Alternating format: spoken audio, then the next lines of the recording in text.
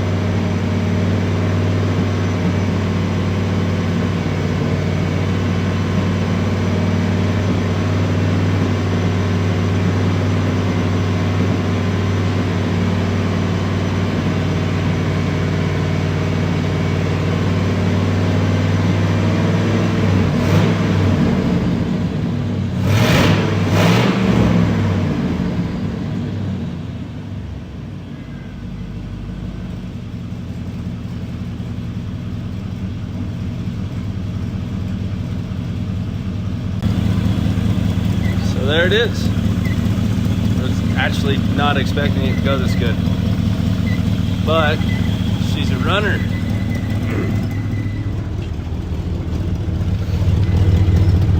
Got a couple of kinks to work out. So this is my own tuning. Everything, like I said in the last video, everything on this I'm doing myself. So it's my own tune, using a combination of PCM Hammer and Tuner Pro. Both of those are free programs. So if you guys want some more information on that, let me know in the comments. I can do a video, kind of a rundown. Like I said, I got a little bit of adjusting to do on this. I got to adjust it for the elevation, make it run a little smoother.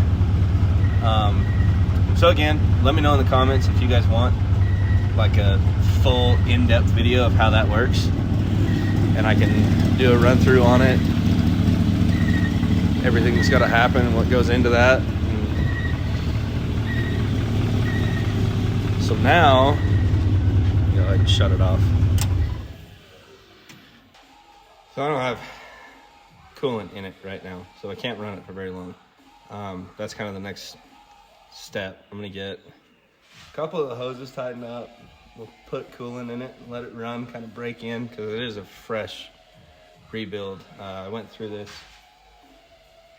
100% top to bottom. The only thing that I didn't do was have the heads decked, which they were pretty flat with a straight edge, so I'm not too concerned about it. Doesn't sound like there's any misses. Yeah, I'm gonna throw some coolant in it. We're gonna check it for leaks and go from there.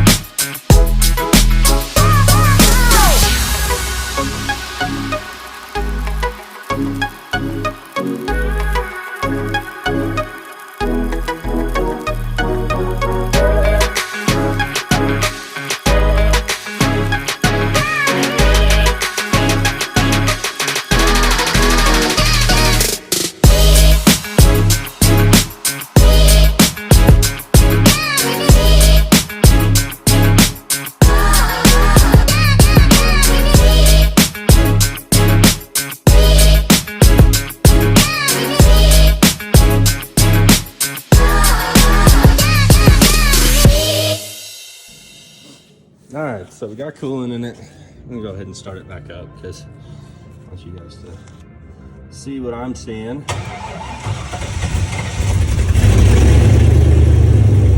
Got good oil pressure.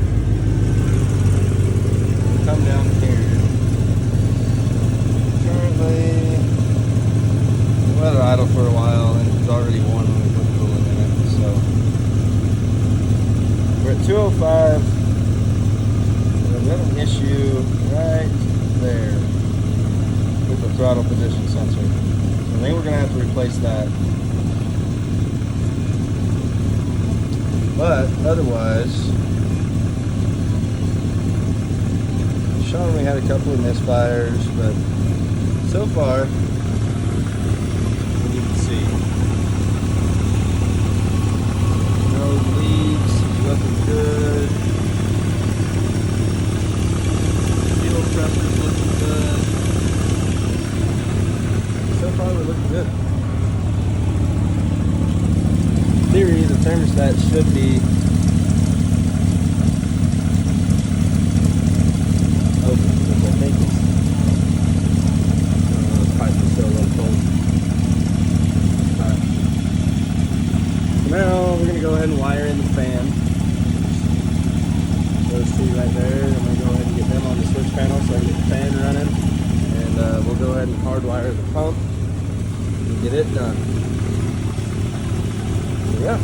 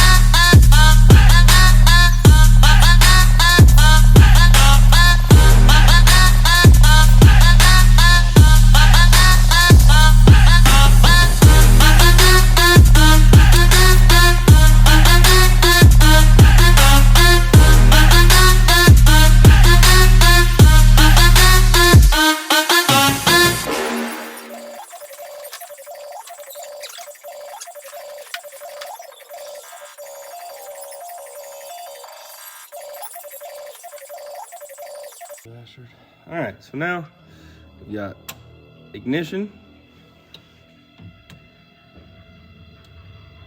fuel, and a fan. The rest of these will be probably a light bar, pods, and then rock lights, dash lights, things like that. I'm gonna put backlights for gauges and everything on the ignition switch. I know you can't see it. I'm gonna take that. See that. Backlights for the gauges, which there's gonna be, I got oil pressure in here now because that's kind of like a priority, but there'll be fuel level. Voltage is currently right here on that digital gauge with my switches. So I'll either run a TAC or a speedo. I haven't decided. But yeah, that's where we're at right now. So just to kind of show you guys again, got voltage there, which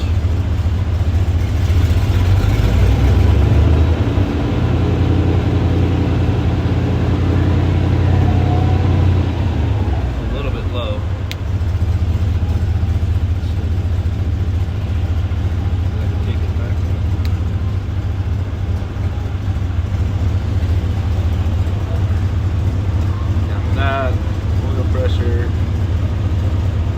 We'll figure out some gauges to put in here and kind of fill that panel in. Tuck all these back up underneath the dash because I'm not going to use them. But yeah. Kill that. Pump.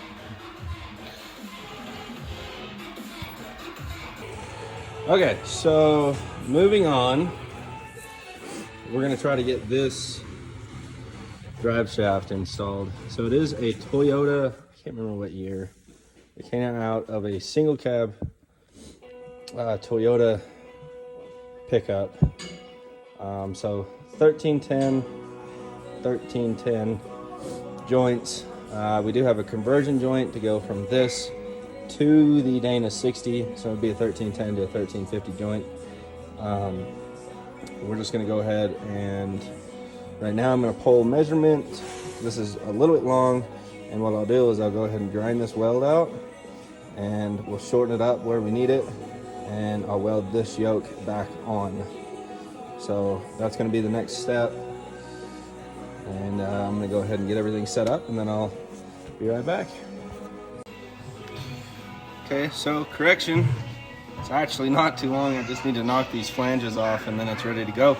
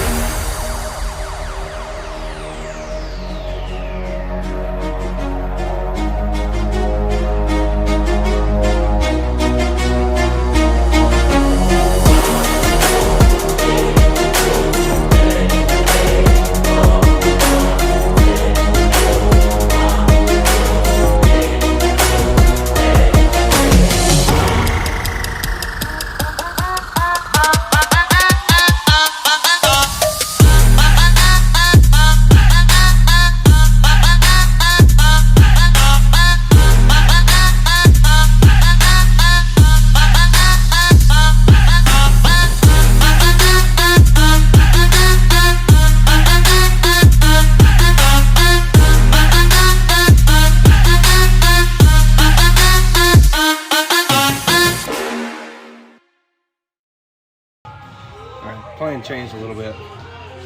Actually, I'm going to have to use the old caps off the other joint because the new ones quite right.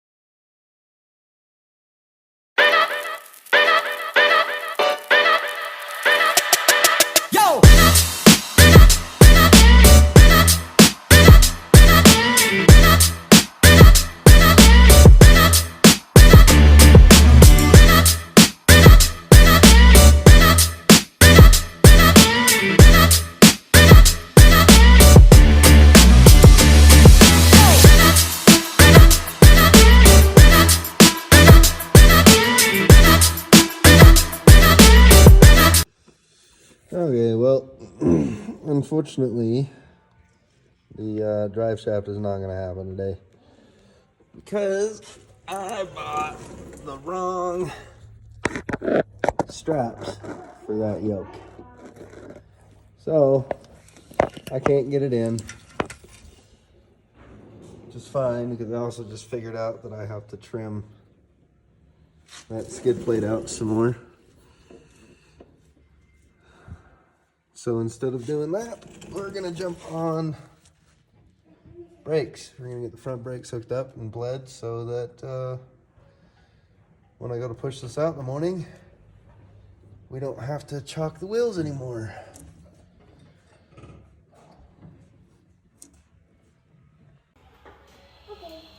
Okay, so actually, since I can't get the front drive shaft in, I'm gonna start getting some of these brackets put on the backside.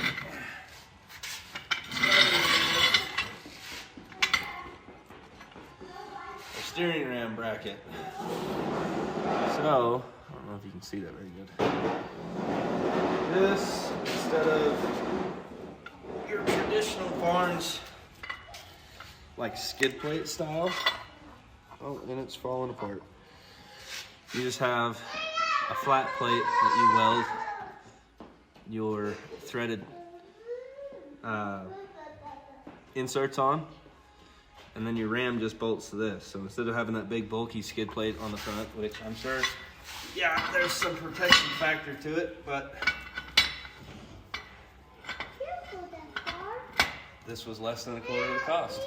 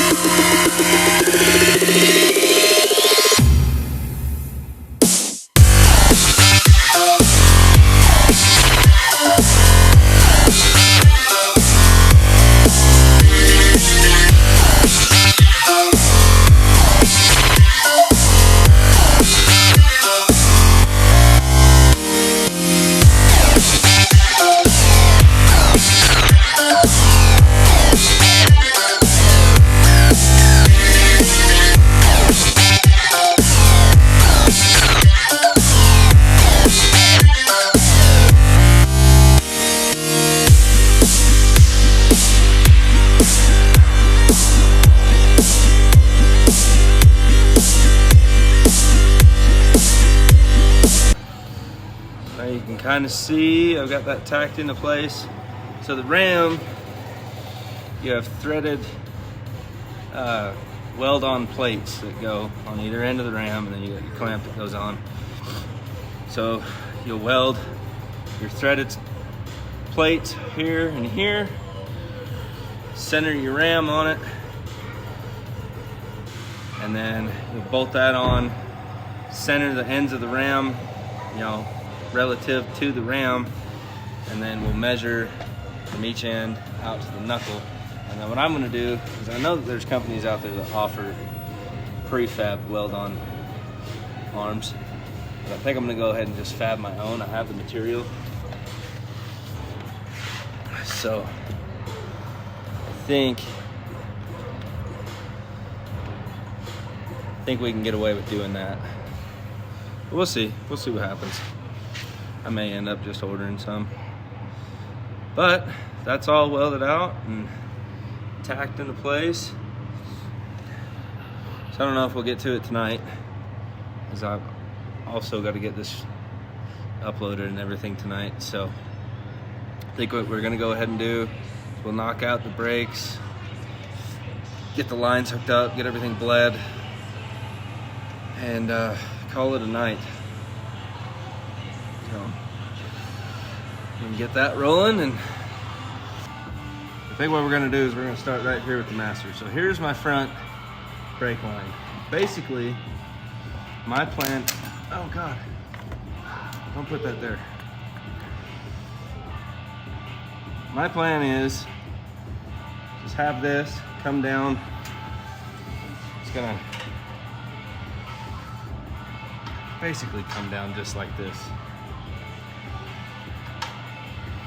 I'm gonna strap it to that motor mount and have a tab here at the end, and then I've got to drop out with a dual in stainless braided line to come from the frame down to the axle. We'll do hard lines out, minus the last 10 inches will be some more stainless braided out to the calipers. So that way we don't have any worry of whether or not, you know, if a brake line gets hit or snagged, or, you know, you got a lot less chance of it breaking or over time swelling, you know, all of that good stuff that comes along with having an old car. So I'm gonna get that all gathered up and we'll get after it.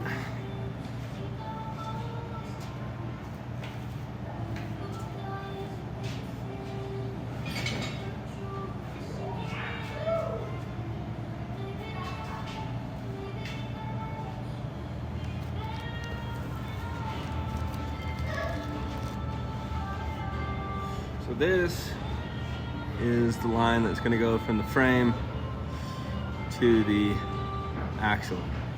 So you have your in from the master, and then you've got one side, two sides, and then you got your through bolt hole. You want to bolt it through the vent, which is probably what I'm going to do. I'm going to take that vent tube out and just use that to bolt this down and run my lines off of there.